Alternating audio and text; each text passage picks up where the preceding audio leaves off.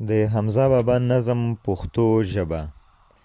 په پردۍ ژبه خبرې پښتون نه کا، بې لیلا بله سودا خو مجنون نه کا. څو د خپل ادب باران باندې ونه شي، بل باران به د قام فصل زرغون نه کا.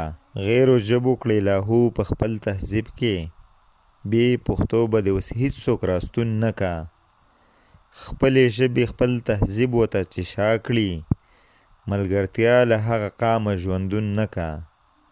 اول خپله ژبه پس د نورې ژبې، بې بنیاده عمارت خو سمون نه کا.